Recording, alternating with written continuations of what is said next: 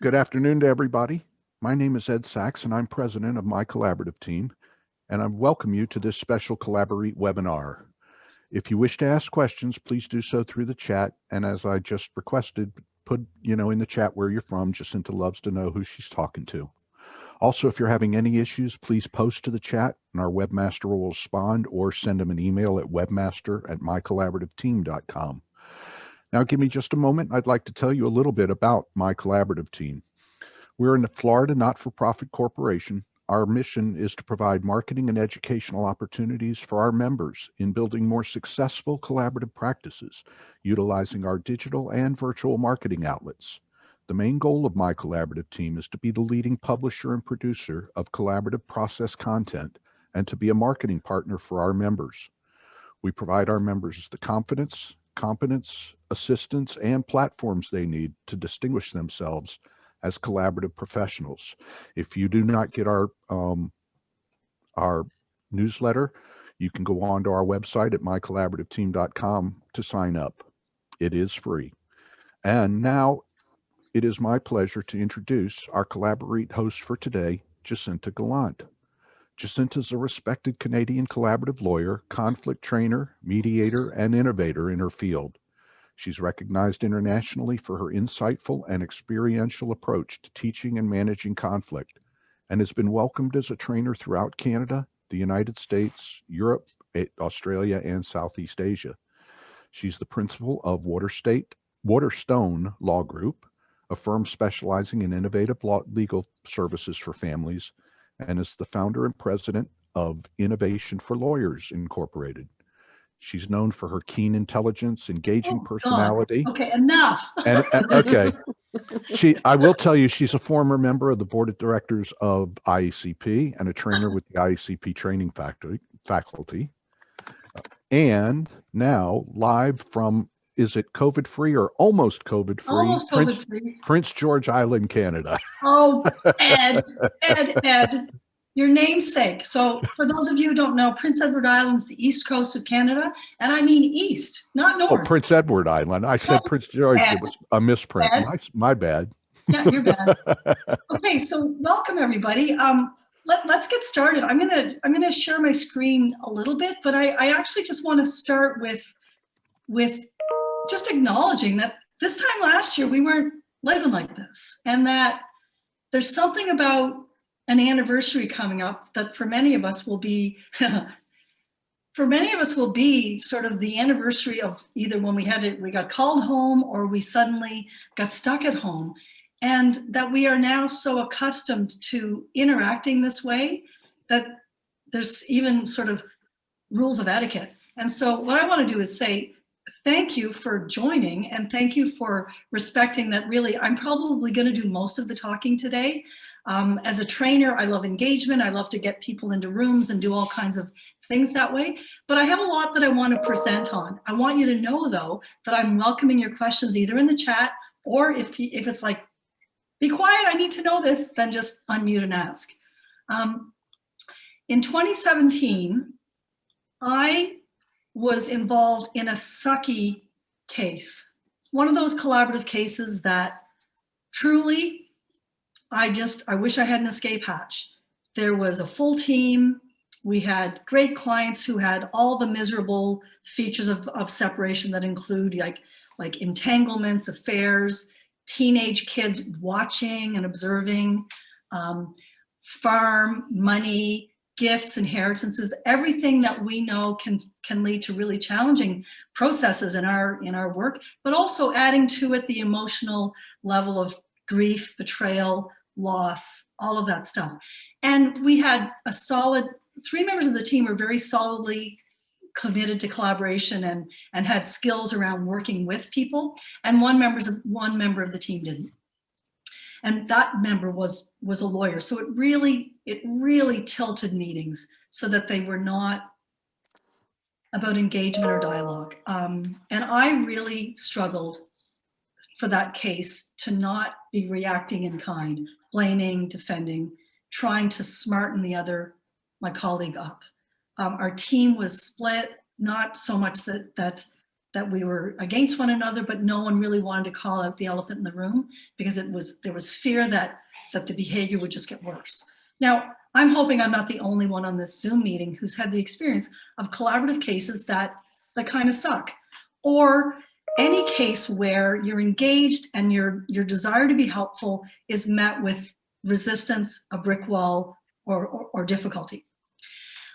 In really working through what I thought was going on in that case, besides my own reaction and judgment of my colleague, was the sense that when we'd show up at meetings, my client was prepared for dialogue and discussion, and it appeared that the other client, the spouse, the client of the other lawyer, just wasn't even, was basically showing up with no preparation. It also became clear that there was some undermining of the coach's role, so that no matter how great she was, one party, my client, was engaged with her and the other one didn't really think the meetings were that important and would often not show up. And I thought, what's going on here?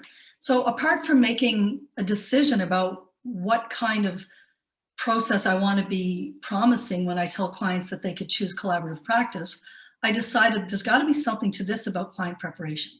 And I began a journey to say, okay, I don't ever want to be on this case before, and I can't blame a simple, we can't blame one person for the fact that this was so hard.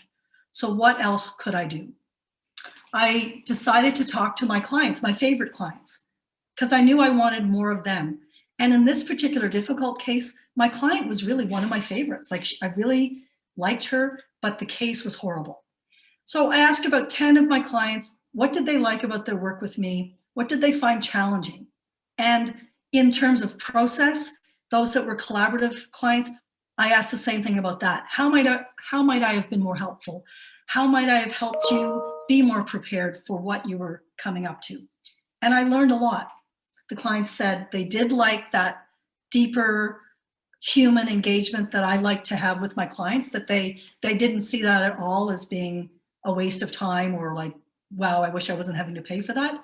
But they did say that fairly consistently, they would like to have been better prepared. That they think that if they had been better prepared for meetings with me, meetings with the team, or when I'm the mediator, meetings in joint session, then they felt like they might have had a better experience. They gave some real good feedback about some of the things that take too long, like explaining in Canada that are called Section 7 expenses. In the States, I think you called it they're the add-ons to child support, that some of them would say, I think I could have studied that on my own if I'd had the resource, but whenever I went online to try and find the information, it was too overwhelming. So some really good feedback about how they were often not really engaging or understanding the legal explanations that I was giving. And then they didn't know where to go, because when they went online to try and confirm or learn again, they got lost because they might end up in an entirely different jurisdiction.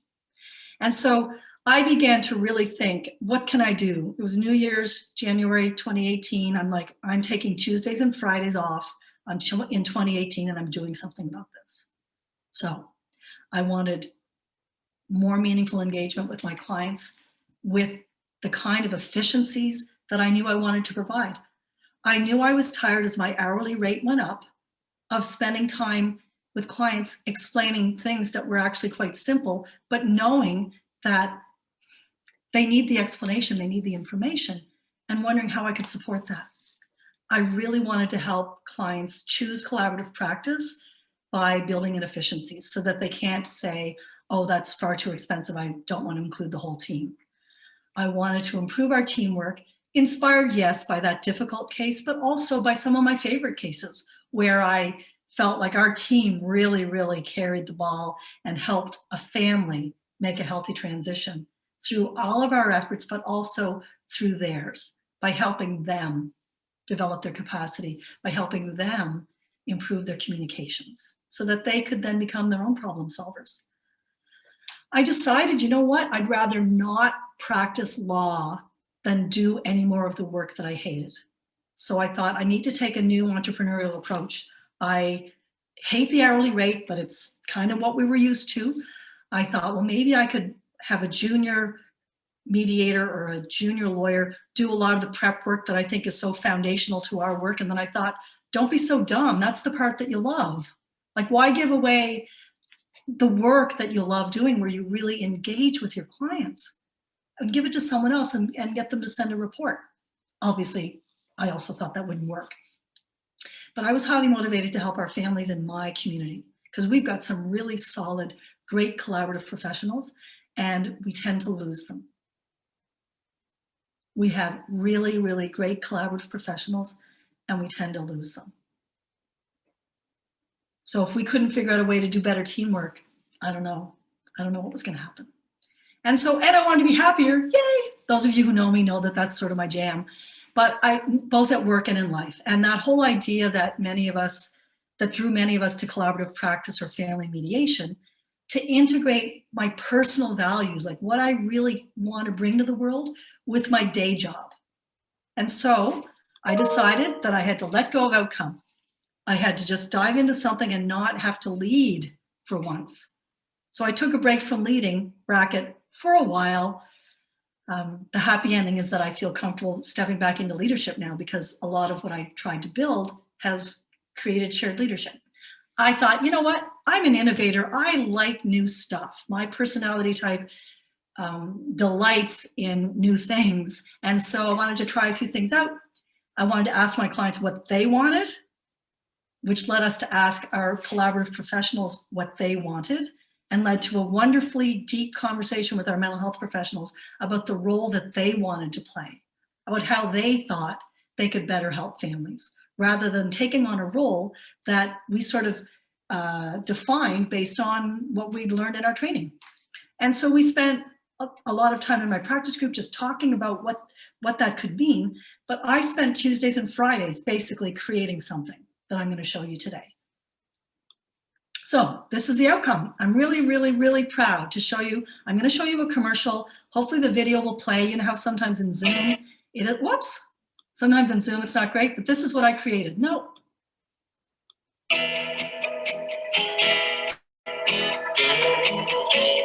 Are you going through a separation? Every family has similar fears and similar questions, and yet the answers to those questions are unique to your family. Our Family in 2 Homes can help. It's a highly effective resource that combines the knowledge of an experienced collaborative lawyer or mediator with a comprehensive workbook. The workbook brings together legal information, practical tips, and exercises that help you discover what's needed now, but also what might be needed in the future. So that if you're raising toddlers, you'll need to address certain questions around safety and nutrition. But when those toddlers turn into teenagers, you'll need to make joint decisions about curfew, cell phone use, social media, even values around what it means to be a good citizen in the world. And if your children are now adults, this resource can help you approach the many milestones you will share with them or with your grandchildren. Our Family in 2 Homes helps you prepare for your work with your lawyer or mediator so that you have the right support and guidance to make good decisions and reach agreement. It's about respect. Respect for you and for the future you want for your family, respect for the choices you will make, and respect for the important role that your lawyer or mediator can play in helping your family through a difficult time.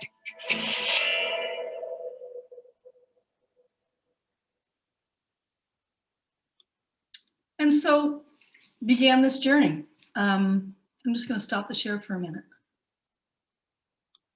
So basically, 2018 was building this agreement, this workbook that was only for my clients. There was no export plan. I started using it with my own clients. We just created the workbook. The design was beautiful. I first thought people might sign up for workshops, and I would help the clients prepare for whatever process they were going to. And I was going to use the workbook, and it was this great idea that an extrovert came up with, thinking in the moment might really work.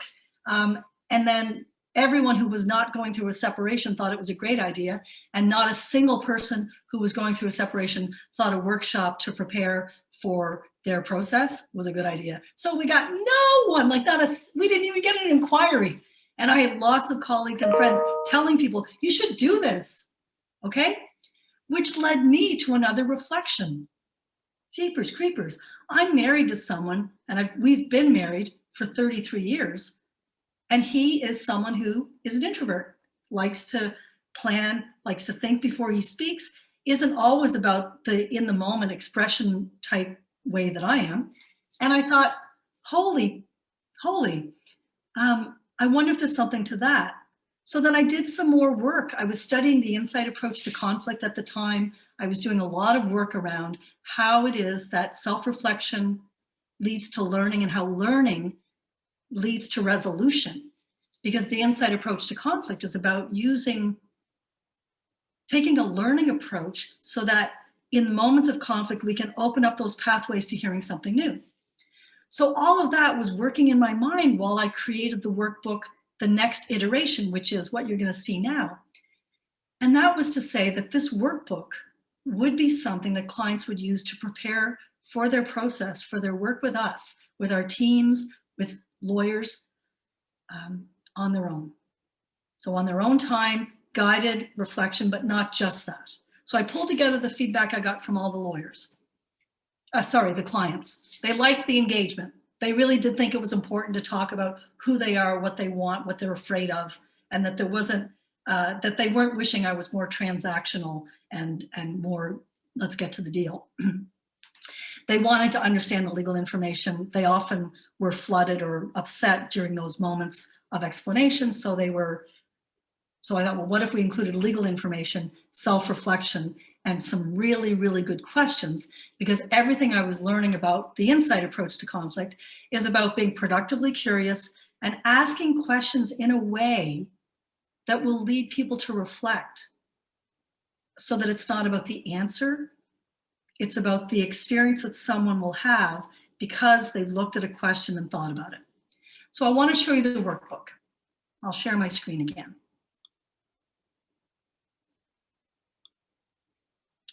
You can see it now, right? All right, so for Floridians, you need to know it's customized for Florida, but this is the first version of the workbook with a pastoral scene that was inspired by a painting in my office. And so since then, we've customized for all of these jurisdictions. I can't believe it, but it's really on. And so not having a plan at all to export this is, to me, an example to you that this was genuine. I wanted to have better engagement with my clients. And so now collaborative lawyers and teams in these jurisdictions are experiencing the same thing. And I can honestly say that it's working. So I'm going to quickly walk through the workbook because there's like 40 pages, but it starts with self-reflection, asking yourself, think of it, the client gets the workbook and they're doing these exercises on their own before they engage with me at any deep level, right? And what do I hope will be better because we worked things out ourselves or without court? Or how do I hope I'll feel about this in 2 years? Or what kind of a relationship do I hope I'll have with my partner in 2 years? Then it goes through that nice mix of think about communication. Hey, what's going on with trust? Is it an all or nothing thing? Is it all broken or are there parts that you can rebuild? What's going on? I'm going to show you a video showing you the values exercise in a minute. Communication and conflict style, introvert, extrovert ways of expression. These pages almost always show up in a mediation or a collaborative case because often the challenge the clients are having is the way they fight or the way they show up to one another. And so without it being all, and I'm going to just say this with this, touchy-feely, our clients see this as a very practical way to get at what are the obstacles to reaching agreement. Preferred methods of communication. How many times have we seen people fight about, can you stop texting me, or could you pick up the phone, or could we please meet? Tips for giving and receiving feedback, pulling it all together. And then we get into parenting plan. This is, by the way, the New York workbook. And so because it starts with the word custody, because the words in New York laws still use the word custody, we make sure we soften it at the front. Your family is unique and you know what's best for your children. This section is intended to support you to make decisions that will meet the needs of your children in 2 homes. But the following legal terms relate to how parenting plans are written in New York. And then it gives information without positioning people.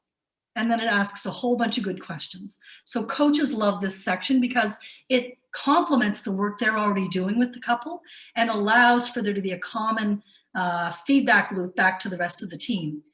Mediators who are mediating parenting plans and not working with the coach love this because it prepares the clients to think about the elements of parenting that they might not have imagined in two homes. And it makes it normal to think about how much time do you want for a change? And if someone requests a change to the parenting schedule, do you want to know the reason? And so these are all just questions. And reflecting on how you might make decisions, what your parenting style is, how you would describe your other partner, the other parent's style, and where do you want to see consistency in two homes? The length of this list is deliberate because parents who are making decisions about toddlers or preschoolers, as those children grow, they are looking at things like curfew, social media, the things that I talked about in the commercial. And so this is very great because it just makes people think about it without saying, you should care about this. Then it even asks, how do you want to make decisions? Instead of assuming that they will want to make them together, to give them the freedom to reflect on that. And then what are the values that you'd like to see guide you?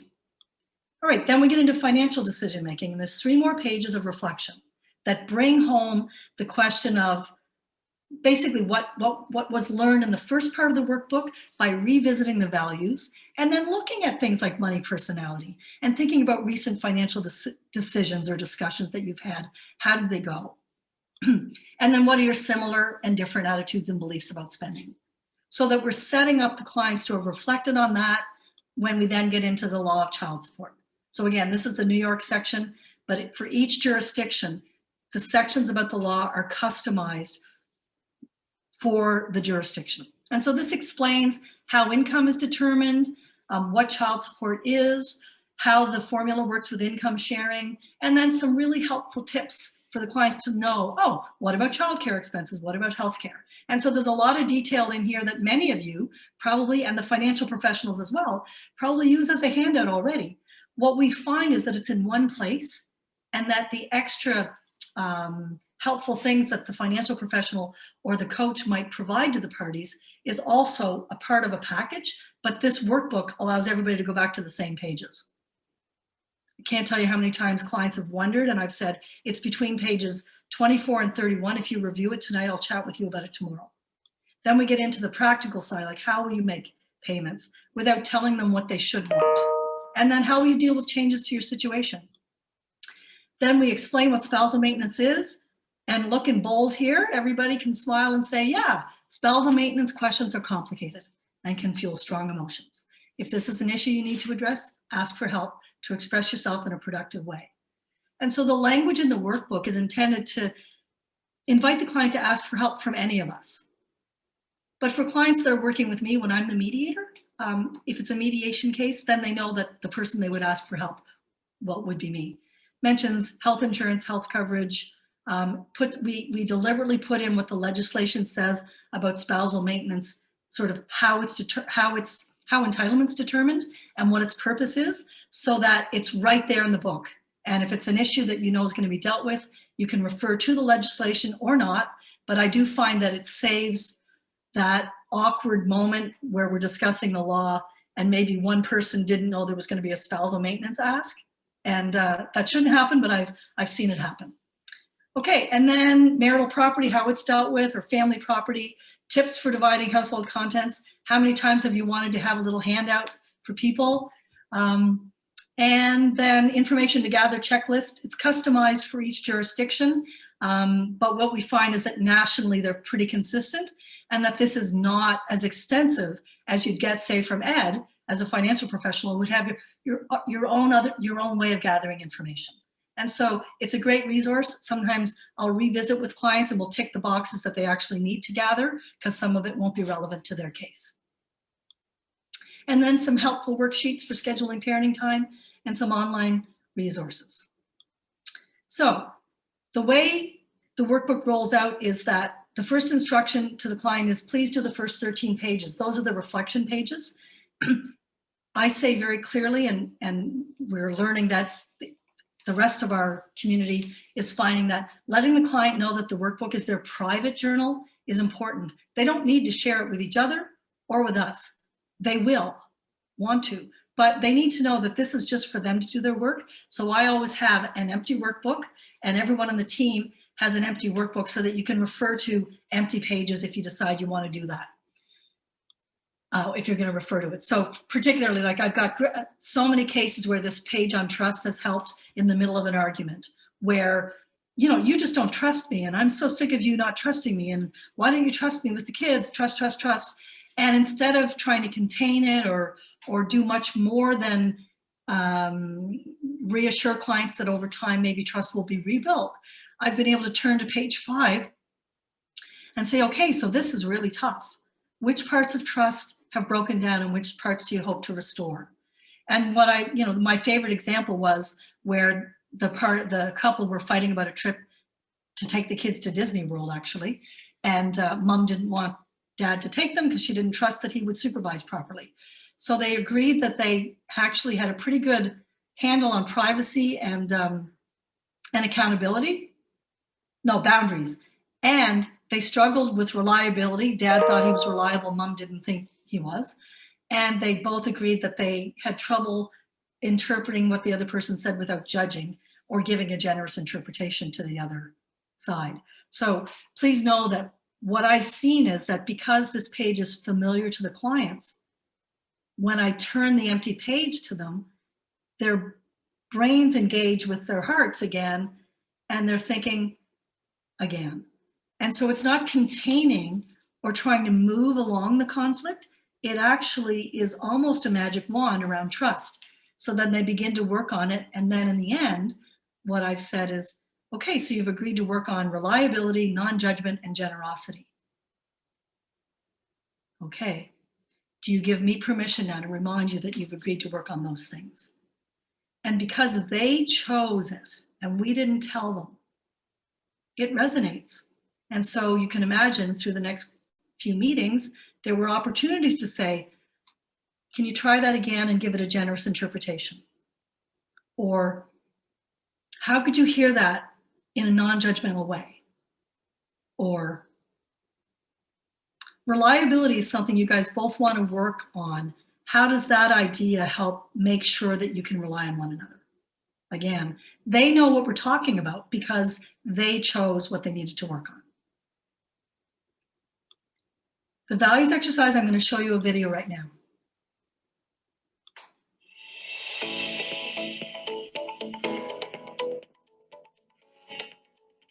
Clients get instructions in the workbook at page 6 and again later on in the financial decision-making portion. Judith Stern Peck is the social worker who wrote the book Money and Meaning and devised an exercise that would help people speak about money in terms of values rather than attitudes, beliefs, arguments, debates. And so, as I said, I'd strongly encourage you to do the sort yourself. But the instructions say this: sort through the set of smaller sized cards. These are your value cards, and make 2 piles. One pile of the values which are more important to you, and one pile of the values which are less important to you. From the more important pile, narrow that pile down to 4 values which best represent the most important core values to you, and list them in your workbook. So then the next exercise is sort through the set of bigger sized cards. These are your process cards, and make a pile of those which best describe how you prefer to make decisions when they affect others. So for example, family decisions. Narrow this down to 2 process values and list them in your workbook. Those instructions are clearly on page 6. Page 7 is a bit of a reality check. Think about a specific important decision that you and your former partner have had to make about your family. What decision-making process did you use? Did you make the decision using one of the decision-making values that you chose earlier? Often people will realize that they didn't. And did your decision reflect the core values, that's the 4, that you chose in exercise number 1? And so what happens is people come to realize that they may aspire to make decisions in a certain way, but they actually prefer to make the decisions on their own. We had a client give us really good feedback about that. She said she found it really hard to do the card sort exercise, but she did it diligently, and she can't believe how much she learned about herself. She thought her values were around making collaborative decision making and giving everybody an equal say. But when she did a reality check to her family situation, she preferred to be the one in charge and to have all the control. And so as she and her partner are working towards their agreement and the decision-making processes they'll use, at least there's a reality check that wishing it don't make it so. At the same time, there'll be lots of situations where our clients' values are not in clash. So they're not even going to become a theme or a topic in our process. And so the exercise itself helps us to understand whether our clients are going to be clashing around values or decision-making processes. But if they're not, it likely won't even show up. It's a way to help the clients choose which parts are their challenges. And sometimes the values clashes or the decision-making values parts don't show up in the early stage if on parenting, but really shows up on money. And so what I love about the exercise is how it brings together both values, and decision-making, right? Because often they go together, but we don't often put them together in our discussions. So back to this page, when I asked them to do the first 13 pages, the next section of reflection is the financial decision-making. So for families that have children who are grown that don't need a parenting decision, then I will ask them to do the first 18 pages because the financial reflection pages happen to come right after the less focused on money pages. And so here's what we do. And I can't believe how beautifully this started working. So for those of you who know me, you know, like I can talk up a storm if I want. And if I've learned anything from 2018, it's that telling less, asking more saves your voice, saves a lot of pain, and it actually changes the clients. You know how our clients resist us sometimes? It's just quite fabulous. So after the client has done the first 13 pages, just to use that as the example, I want to meet with them to do the really in-depth preparation. And so this might be happening in the coach's room to begin with, or the financial professionals, or in my room as the lawyer. And as the mediator, this is always in my room. So I'll meet the client individually and I'll say, what did you learn about yourself? And then we'll have a conversation. They'll go to that values card, so it was really hard, and tell the story of that. Or they'll say, I realized that I that I do have to do some work on trust. I thought it was all an all or nothing thing, but I realized that there are some pieces we can salvage. Great, let's talk about that. Or I learned that, you know, when Jamie and I fight, you know, I'm always thinking out loud, and then he's running away and wanting to retreat. And I think I understand better why that happens that way. Whatever they come up with is what they learned about themselves, because that is something that we can then launch off. If you go back to the whole idea of conflict resolution, we're closed to learning.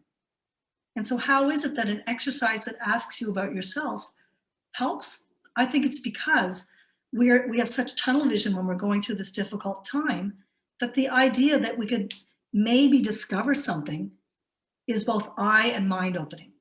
I have found this question to be profound, but I couldn't ask it before because I would have to say, so what's this conflict teaching you about yourself, or something else? It didn't make sense. But once they came to a meeting, having reflected in these very practical but also deep reflection exercises, they have an answer. And then, what did you learn about your pattern with Jamie? And then there'll be this discussion about what's learned about where their pattern is. This is an individual session. So you might learn that someone has come to the realization that their decision-making is really difficult, that I value everyone having an equal say, but in my experience with my co-parent, you know, she decides and then talks me into it. So I have found that there's such richness comes out of this question, because And you might not even use the word communication pattern. I'll often just say, what did you learn about your pattern? The pattern that you're in with so-and-so. And it helps us get at the obstacles to their engagement. The third question, what concerns do you have as we approach discussions? So whether it's a joint session or a mediation session, or even, because I use the workbooks with every single client, even if we're in a negotiation that's not collaborative, as we approach the decision-making or the negotiation phase here. And they'll talk about what their concerns are because they've actually learned something before the meeting. And the fourth question, and I love this because it's informed. When I say, how can I help? The clients have an idea because they've got something to help prepare them to think about what the future might be. In our initial engagements with clients, they don't know the bumps that are coming up on the road, do they? And they often don't value our services quite as much until they hit those bumps. So I find this really helps us to be focused on their obstacles and not on the things that we've seen in every other case. So, and this feeds into the whole theory and the research around curiosity, and that if we demonstrate curiosity to anyone, but let's talk about clients, there will be an experience of satisfaction, security, and tension relief. And the benefit of that satisfaction, security, and tension relief goes to the giver of the curiosity as well. And so think about it, in those moments where we're supposed to be doing something to help and there's conflict and we're not sure what to do, being curious will help us calm down. The impact of threat is that we're not listening, we're not learning, we're incapable of hearing something new. There's anxiety, fear, and stress. And so I started to reflect on, because I was learning this theory through the insight approach, at the same time I was creating the workbooks, I'm like, oh my God, it must be threatening even to come to a meeting with us, with me, with the team. Imagine clients are coming into our offices already experiencing anxiety, fear, and stress. And I went back to those favorite clients of mine who explained to me that they actually felt that they could have benefited from a little bit more preparation, that they might not have wanted to pay for. I don't know. So building that in was what led to the first part of the workbook being front-loaded with reflection. And that the information happens for the law, and there's very little telling in the workbook. It's all asking. And the only telling is to say, this is what the law says, and we will help you make the best decisions that meet the needs of your family. All right, so the benefit too is that we're finding that it helps collaborative practice teams because we have the two lawyers and the space that we share, the clients are in here, that's the space we share. Then we've got the neutrals or the aligned coaches, and we share certain spaces with them and the clients, but there's not really a space that we share that's common to all of us. And what we've learned in my community is that this space right here can be filled by the common foundation that the workbooks give to the clients.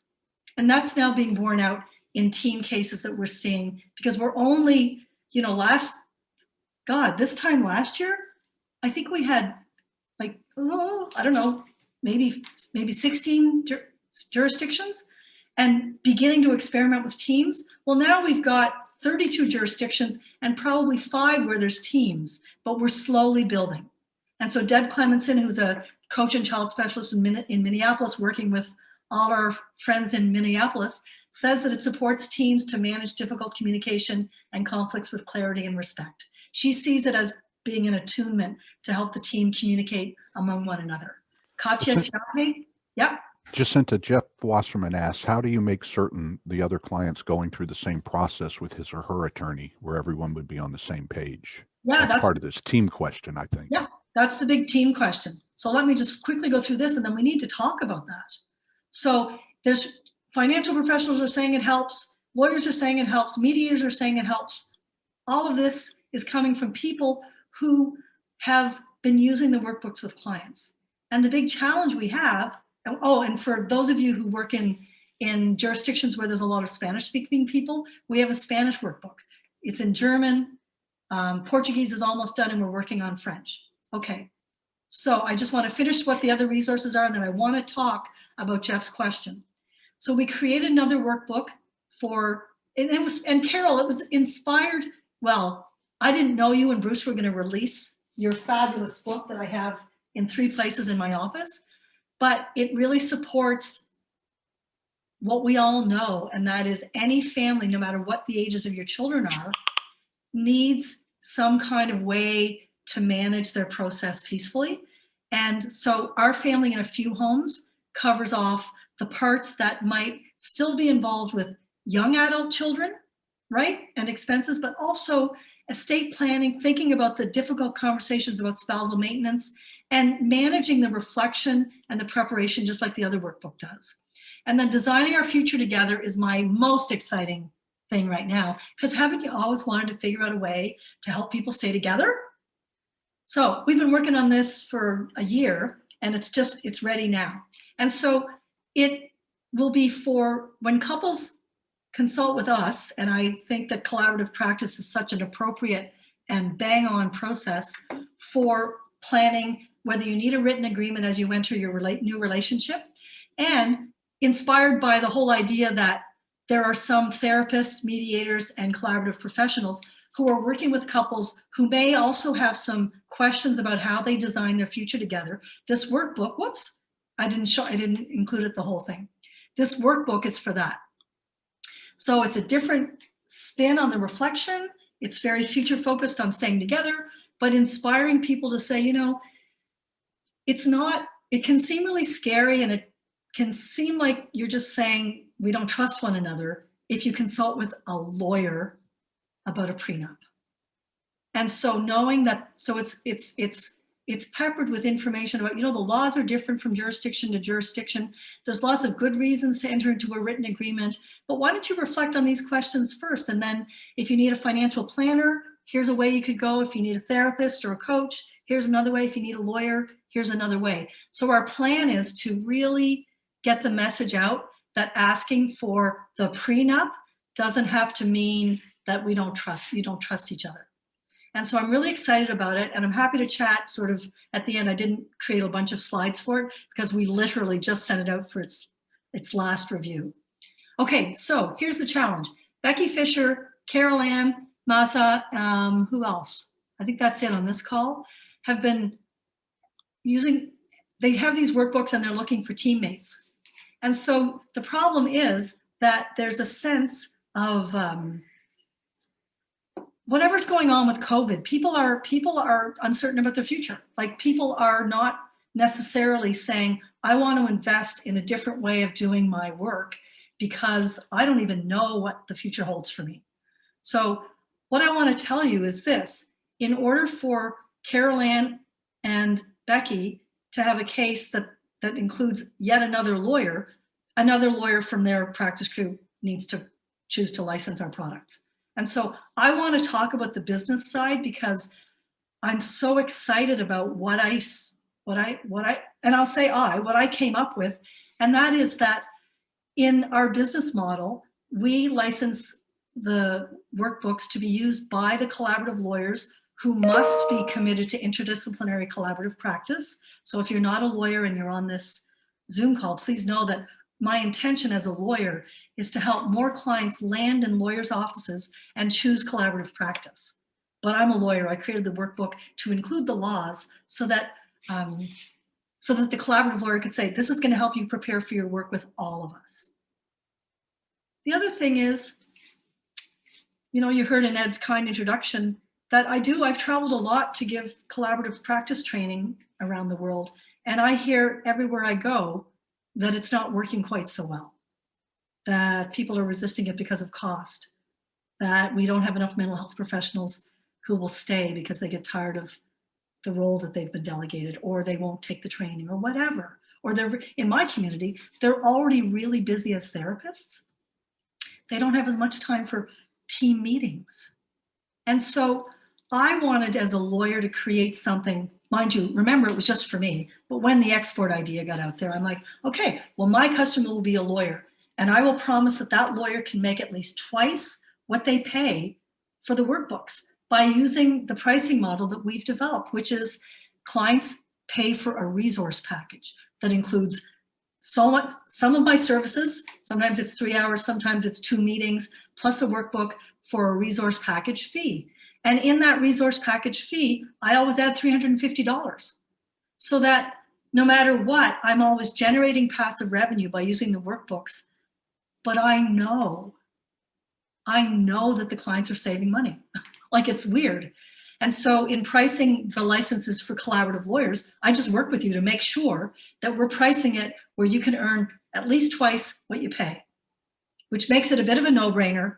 And I want you to know that it still requires, apparently, a shift in your approach, both in the way you handle things at your office, your pricing, and many of our colleagues are saying that they actually aren't used to working the way I'm describing because, and I will say, me too, 3 years ago, because they didn't have a tool that brings the client, it's like they arrive already changed slightly.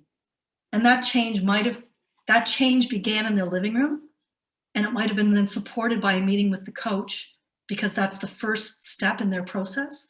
And the coach has great information for the lawyers on the team, because we know that the 4 questions are going to be asked. And then when the coach goes back to the team to say, page 5 really was a big challenge in our last meeting, everyone knows that was trust. And so we've built out some digital tools that will make communication among team members better. We're working with, well, my God, it's getting a bit crazy. We're working with the National Research Council of Canada to figure out our digital experience so that it's not just a fillable form, that we want to take the same impetus to reflection from the pen and paper version and make sure that if we do anything virtually, there will be an experience, not just a filling a form. So that's probably a year out. But in terms of team communication, we've created questions for clients that are themed to the workbook that can be sent out through our platform that are, the closest thing I can equate it to is like a survey monkey. So the questions go out, but they're themed to the workbook. So the response comes back, and it gives us just a bit of an idea of where the clients are at in relation to their reflection. It doesn't ask them to report on all their answers. And so some lawyers in particular ask, well, how do you find out how they answered all the questions?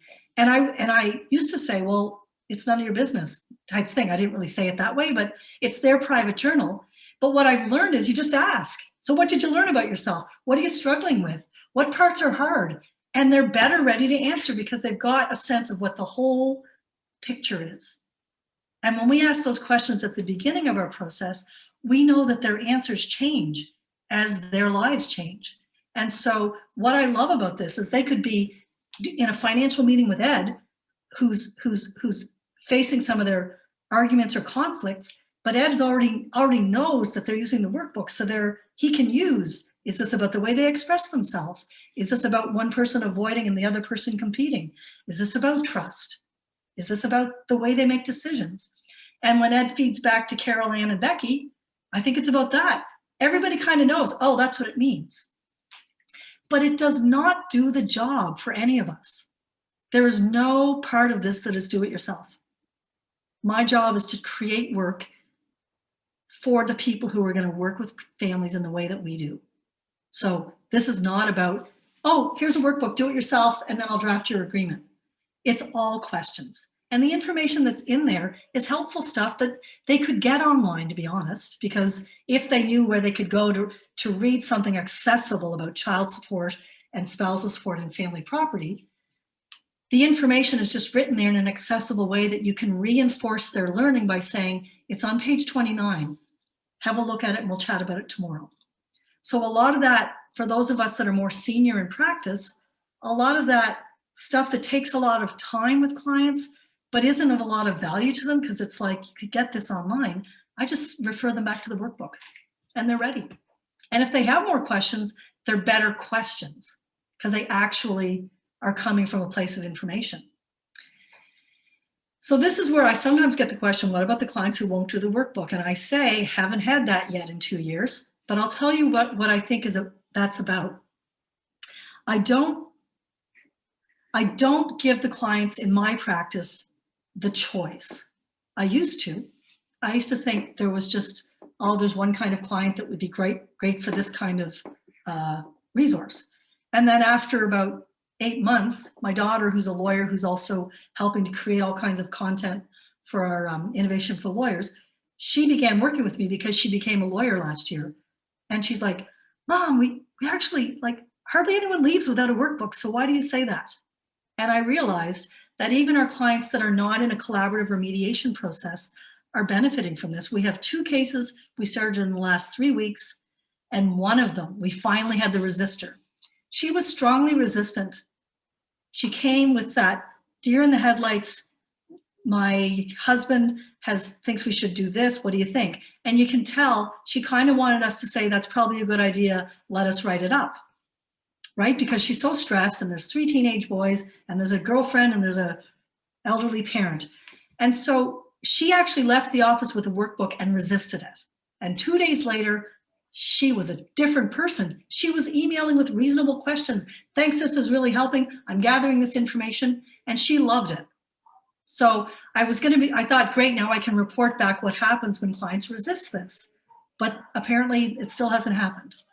Even the parents of adult children, Carol, you'll be glad to hear this, I haven't seen resistance. And when I ask them which parts of the workbook they like the best, it's the reflection part.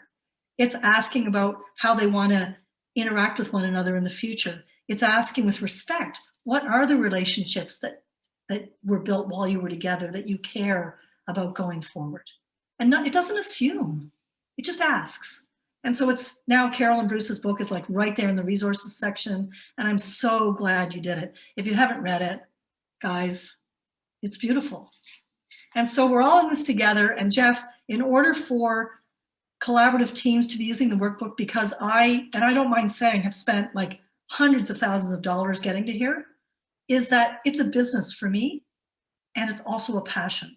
And so we price it accordingly. If your hourly rate is lower than our threshold, you pay less. If your hourly rate is higher, you don't pay more. But you get, I'll show you actually, because I might as well finish the pitch, and then you can stay on after, maybe you can't, but you can get in touch with me. So it includes, you get marketing materials like that commercial, the 90-second thing I showed at the beginning. Everyone who licensed the product gets that commercial, and we will be translating it, and we will be adjusting it slowly so that it's really going to meet the needs of certain jurisdictions.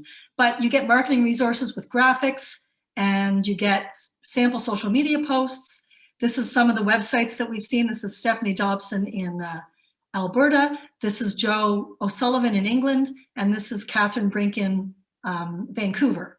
We have a network where we gather, and this is where all the sharing goes on. There's training materials here. People are posting experiences, what's been going on, how's it going, how are you pricing things? And we slowly are building this community to include our coaches and financials.